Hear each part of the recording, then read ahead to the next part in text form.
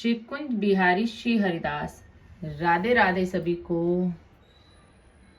तो भक्तों, सबसे पहले तो आप दर्शन कीजिए हमारे मोहन और राधिका के, और उसके पश्चात दर्शन कीजिए श्याम और श्यामा के, और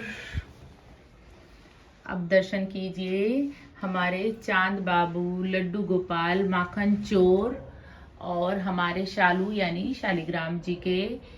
तो भक्तों, आज जो है ये वीडियो इसलिए बनाई है क्योंकि अक्सर भक्तों का जो है प्रश्न रहता है, जो लड्डू गोपाल की सेवा करते हैं उनका प्रश्न रहता है, दीदी कि जो लड्डू गोपाल को भोग लगाया जाता है वो कटे हुए फलों का भोग लगाना चाहिए या साबुत फलों का भोग लगाना चाहिए, यानी कि बिना कटे फलों का भोग लगाना चाहिए।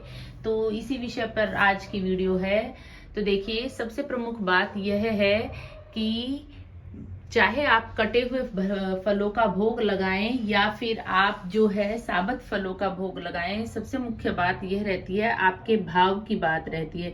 अर्थात कि जब आप भोग लगाएं तो मन में यह भावना रखें कि ये तो हमें ही खाना है ये भोजन, तो अब हमें भूख लगी है तो इसलिए हम लड्डू गोपाल को भोग लगा देते हैं फलों का, या कि हमारे बच्चों को भूख लगी है, घर में अन्य सदस्यों को, तो हम लड्डू गोपाल को जो है वो भोग लगाएं, वरना तो हमारे जो है वो फ्रूट्स जो है कटे हुए वेस्ट चले जाएंगे। ये मन में भाव ना लाएं, हमेशा मन में यह भाव लाएं कि हमारे गोपाल जी को भूख लगी है इसलिए हम फलों का भोग लगाएं, चाहे वो काट कर भोग लगाएं या फिर बिना काटे भोग लगाएं। मन में भाव यह रहे कि हमारे गोपाल जी को भूख लगी है इसलिए हमें जो है वो भोग लगाना है, ना कि इसलिए कि कोई घर में कोई अन्य सदस्य जो है वो खाने को फल मांग रहा है तो हमें उन्हें देने हैं, तो उससे पहले हम जो है गोपाल जी को भोग लगा दें। नहीं, पहले यह सोचना चाहिए कि गोपाल जी को भूख लगी है, यानी कि भाव सबसे बड़ी बात है। और हमें कैसे फलों का भोग लगाना चाहिए, तो देखिए, जैसे फल की कामना आप प्रभु से करते हैं, आप चाहते हैं प्रभु आपको सब कुछ धन धान्य, आपका जीवन सुख से भर दें, ऐसा फल आप प्रभु से चाहते हैं कि हे प्रभु ऐसा हमें फल दीजिए कि हमें हमारे जीवन में कोई भी कष्ट ना आए।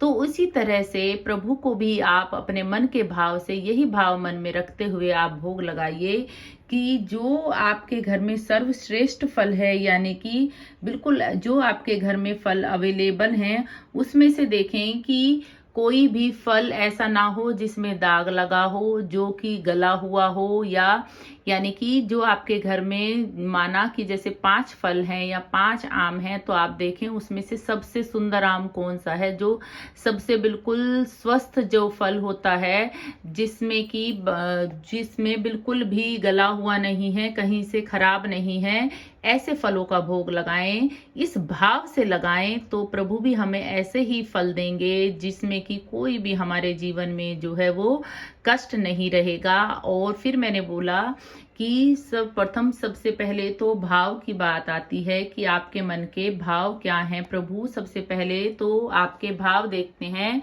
प्रभु ने तो भिलनी के जो है वो झूठे बेर भी खा लिए थे। क्यों? क्योंकि वो झूठे अवश्य थे, लेकिन उसके पीछे का जो भाव था भिलनी का वो बहुत सुंदर था, यानी कि वो अपने प्रभु को जो है एक भी कड़वा फल नहीं खिलाना चाहती थी, खराब नहीं खिलाना चाहती थी, इसलिए जो है उन्होंने चक चक कर जो है फल बेर अपने प्रभु के लिए छांट कर रखे। तो वही भाव जो है हमें रखना चाहिए। और कुछ परिस्थितियों में जो है हम जो फल लगाते हैं, भोग लगाते हैं, जैसे कि वर्किंग वुमेन हैं और वो भोग लगाने के पश्चात ही कुछ खाती हैं, जो वर्क करती हैं, जैसे स्कूल में जॉब करती है कोई, तो वो साबुत फलों का भी भोग लगा सकते हैं, क्योंकि भाव यह रहता है जब हमारे प्रभु जो है वो भोजन ग्रहण करेंगे, उन्हीं का ही झूठा बचा हुआ प्रसादम जो है हम ग्रहण करेंगे। तो ये भाव तो मन में रहना चाहिए कि प्रभु का जो है वो हमें प्रसाद ग्रहण करना है, जो प्रभु नहीं खाएंगे वो चीज हम भी नहीं खाएंगे। ऐसा मन में भाव रखें कि हम भूखे हैं, हमें भूख लगी है, तो उससे पहले जो है हमारे गोपाल जी को भूख लगी है। ये ना सोचे कि ये हमारे खाने का टाइम नहीं है, हो सकता है वो गोपाल जी के खाने का टाइम हो, वो छोटे बच्चे हैं।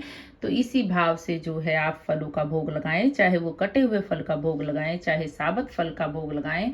भाव सर्वप्रथम है। तो आज की वीडियो में इतना ही। तो राधे राधे। राधे। हरि बोलो, हरि हरि बोलो।